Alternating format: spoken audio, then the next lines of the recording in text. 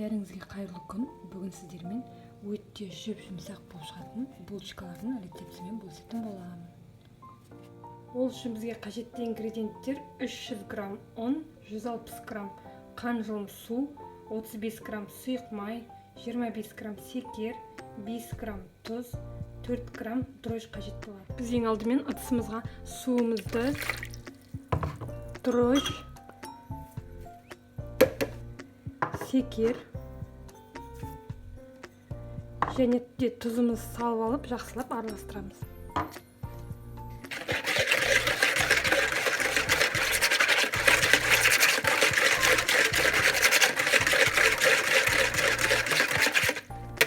Содан соң үстіне ұнды қоса отырып, тағы да араластыратын боламыз.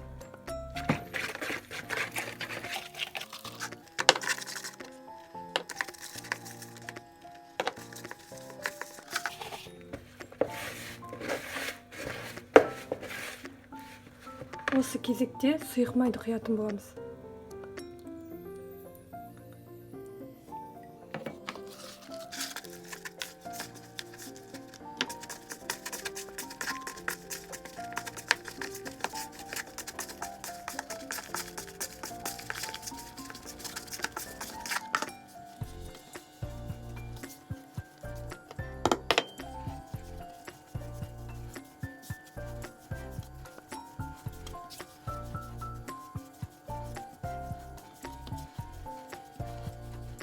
Міне бізде осындай қамырымыз дайын болды. Енді 1 сағат көлемінде ыдысымызға майымызды жағып, бетін жауып қоямыз.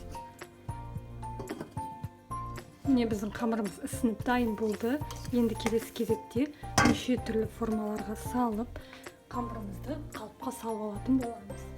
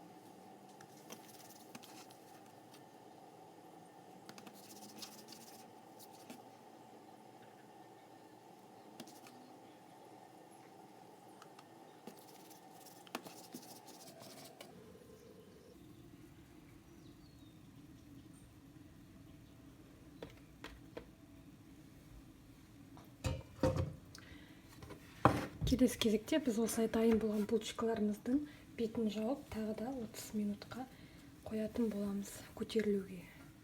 Міне біздің булочкаларымыз ісініп дайын болды. Енді 180 градусқа қызарғанша пісіріп аламыз. Міне біздің булочкаларымыз да өте әп-әдемі болып дайын болды. Енді кезекте біз жарты стакан суымызға 1 қасық секеріміз салып, бетіне жағып шығатын боламыз сиропты.